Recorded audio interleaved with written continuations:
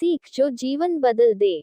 एक राजा था जिसका नाम रामधन था। उनके जीवन में सभी सुख थे। राज्य का कामकाज भी ऐशो आराम से चल रहे था। राजा के नैतिक गुणों के कारण प्रजा भी बहुत प्रसन्न थी, और जिस राज्य में प्रजा खुश रहती है वहां की आर्थिक व्यवस्था भी दुरुस्त होती है। इस प्रकार हर क्षेत्र में राज्य का प्रवाह अच्छा था। इतने सुखों के बाद भी राजा दुखी था, क्योंकि उसकी कोई संतान नहीं थी। यह गम राजा को अंदर ही अंदर सताता रहता था। प्रजा को भी इस बात का बहुत दुख था। वर्षों के बाद राजा की यह मुराद पूरी हुई और उसे एक पुत्र की प्राप्ति हुई। पूरे नगर में कई दिनों तक जश्न मना। नागरिकों को राजमहल में दावत दी गई। राजा की इस खुशी में प्रजा भी झूम रही थी। समय बीतता जा रहा था। राजकुमार का नाम नंदन सिंह रखा गया।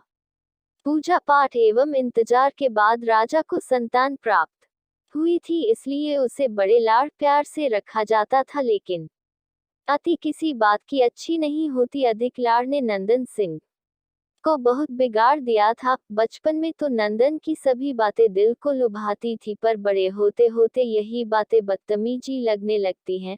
नंदन बहुत ज्यादा जिद्दी हो गया था। उसके मन में अहंकार आ गया था। वो चाहता था कि प्रजा सदैव उसकी जय जयकार करे, उसकी प्रशंसा करे। उसकी बात ना सुनने पर वो कोलाहल मचा देता था। बेचारे सैनिकों को तो वो पैर की जुती ही समझता था। आए दिन उसका प्रकोप प्रजा पर उतरने लगा था। वो खुद को भगवान के समान पूजता देखना चाहता था। आयु तो बहुत कम थी, लेकिन अहम कई गुना बढ़ चुका था। नंदन के इस व्यवहार से सभी बहुत दुखी थे। प्रजा आए दिन दरबार में नंदन की शिकायत लेकर आती थी, जिसके कारण राजा का सिर लज्जा से झुक जाता था। यह एक गंभीर विषय बन चुका था। एक दिन राजा ने सभी खास दरबारियों एवं मंत्रियों की सभा बुलवाए और उनसे अपने दिल की बात कही कि वे राजकुमार के इस व्यवहार से अत्यंत दुखी हैं। राजकुमार इस राज्य का भविष्य है। अगर उनका व्यवहार यही रहा तो राज्य की खुशहाली चंद दिनों में ही जाती रहेगी। दरबारी राजा को सांत्वना देते हैं और कहते हैं कि आप हिम्मत रखें, वरना प्रजा निस्सहाय हो जाएगी। मंत्री ने सुझाव दिया कि राजकुमार को एक उचित मार्गदर्शन एवं सामान्य जीवन के अनुभव की जरूरत है। आप उन्हें गुरु राधागुप्त के आश्रम भेज दीजिए। सुना है वहां से जानवर भी इंसान बनकर निकलता है। ये बात राजा को पसंद आई और उसने नंदन को गुरु जी के आश्रम भेजा। अगले दिन राजा अपने पुत्र के साथ गुरु जी के आश्रम पहुंचे। राजा ने गुरु राधागुप्त के साथ अकेले में बात की और नंदन के विषय में सारी बातें कही। गुरु जी ने राजा को आश्वस्त किया कि वे जब अपने पुत्र से मिलेंगे तब उन्हें गर्व महसूस होगा। गुरु जी के ऐसे शब्द सुनकर राजा को शांति महसूस हुई और वे सहर्ष अपने पुत्र को आश्रम में छोड़कर राजमहल लौट गए। अगले दिन सुबह गुरु के खास चेले द्वारा नंदन को भिक्षा मांग कर खाने को कहा गया, जिसे सुनकर नंदन ने साफ इनकार कर दिया। चेले ने उसे कह दिया कि अगर पेट भरना है तो भिक्षा मांगनी होगी और भिक्षा का समय शाम तक ही है, अन्यथा भूखा रहना पड़ेगा। नंदन ने अपनी अकड़ में चेले की बात नहीं मानी और शाम होते होते उसे भूख लगने लगी, लेकिन उसे खाने को नहीं मिला। दूसरे दिन उसने भिक्षा मांगना शुरू किया। शुरुआत में उसके बोल के कारण उसे कोई भिक्षा नहीं देता था, लेकिन गुरुकुल में सभी के साथ बैठने पर उसे आधा पेट भोजन मिल जाता था। धीरे धीरे उसे मीठे बोल का महत्व समझ आने लगा और करीब 1 महीने बाद नंदन को भर पेट भोजन मिला, जिसके बाद उसके व्यवहार में बहुत से परिवर्तन आए।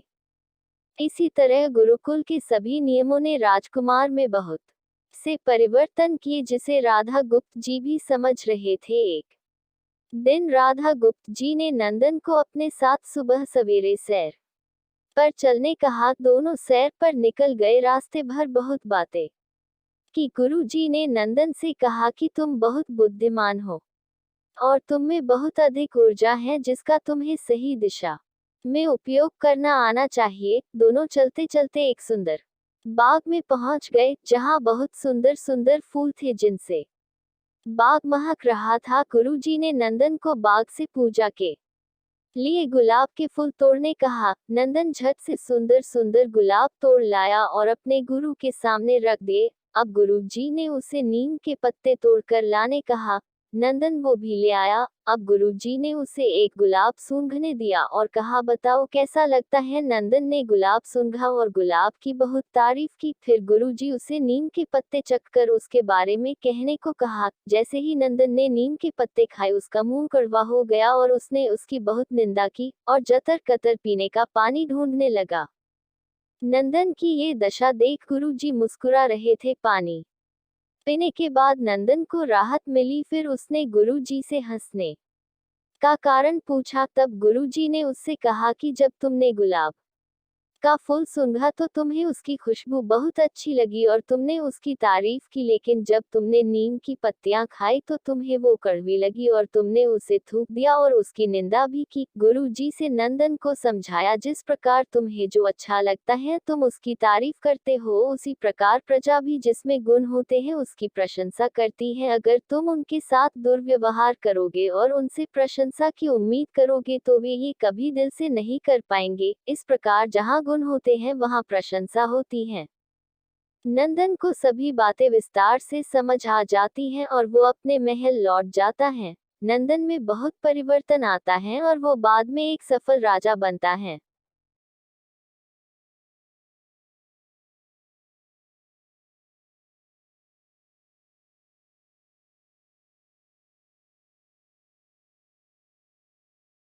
कहानी की शिक्षा। गुरु की सीख ने नंदन का जीवन ही बदल दिया। वो एक क्रूर राजकुमार से एक न्यायप्रिय दयालु राजा बन गया। इस कहानी से हमें यही शिक्षा मिलती है कि हम में गुण होंगे तो लोग हमें हमेशा पसंद करेंगे, लेकिन अगर हम अवगुणी हैं तो हमें प्रशंसा कभी नहीं मिल सकती।